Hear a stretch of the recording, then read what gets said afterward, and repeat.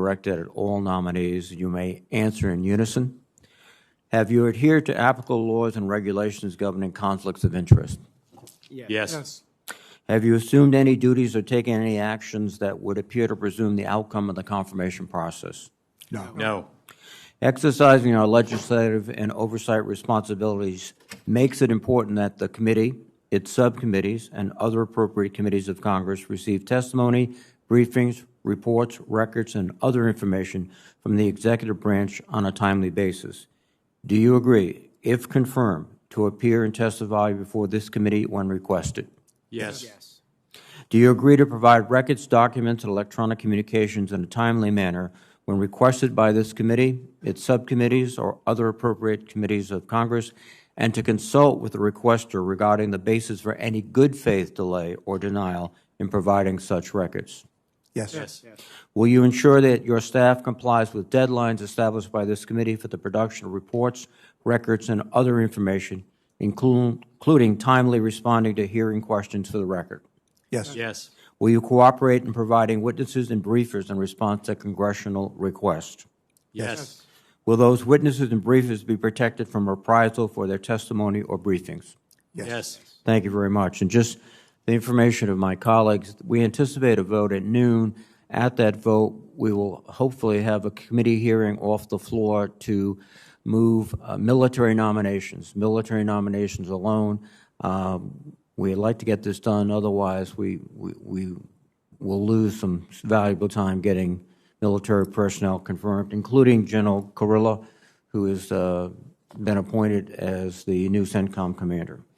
Now, Mr. Storch, the IG plays so many critical roles, but one critical role is in maintaining the ethical sensitivity and priorities of the men and women of the armed forces. I think it springs from at least three sources, probably more: the constitutional oath one takes, the personal integrity one expects of a member of the military services, and also the ethic of protecting, not exploiting your subordinates. How can the IG help raise the ethical standards and insist on ethical qualifications?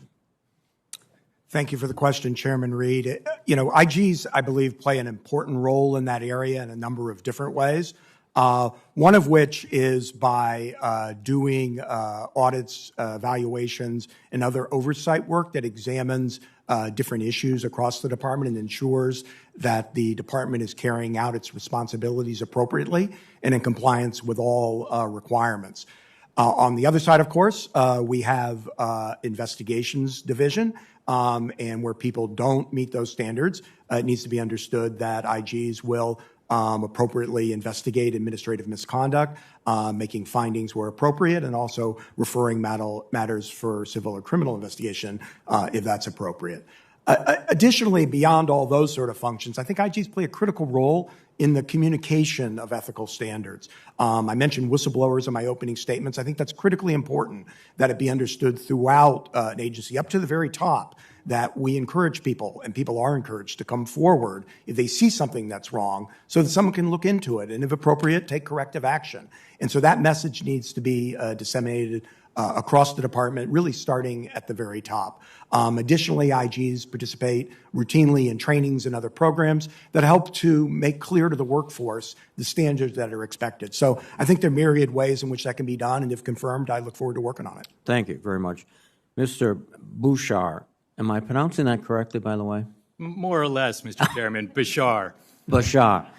Well, in Rhode Island, it's Bouchard, but Bashar for the moment. Thank you. I apologize. Anything works. I apologize. In a similar vein, the General Counsel of the Air Force will have a significant role in maintaining the ethical standards of the Air Force, and again, springing from the constitutional oath that we all take, the integrity of the individuals we expect, and also for particularly military personnel, placing oneself behind responsibilities to subordinates. Can you comment on your approach?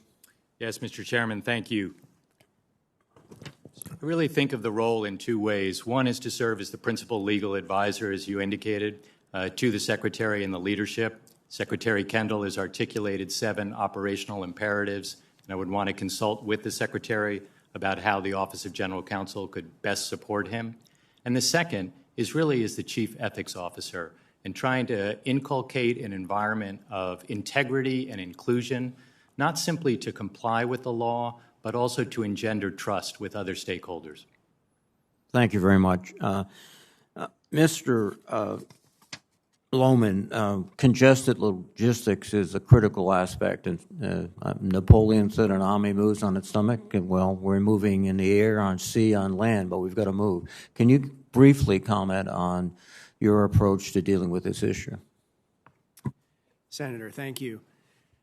So, as you rightly point out, Senator, global operations require secure access to supply chains. It requires secure access to both inter and intra-theater lift, whether that's surface lift or airlift capabilities.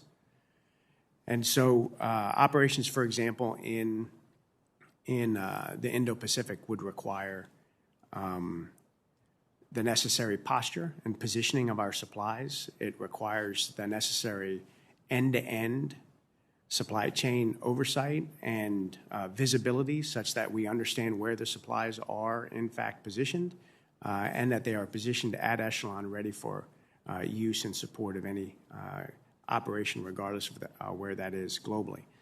So if confirmed, Senator, I would certainly work with my staff on ASDS as well as the COCOMs and the services to ensure that end-to-end visibility is available and that we are reviewing the strategic positioning of supplies.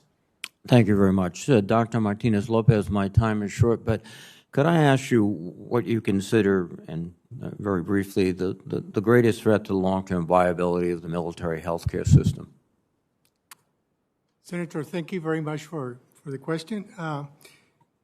I think readiness is the most important aspect to the military health system, so the challenge is what's happening today in order to us to sustain the readiness.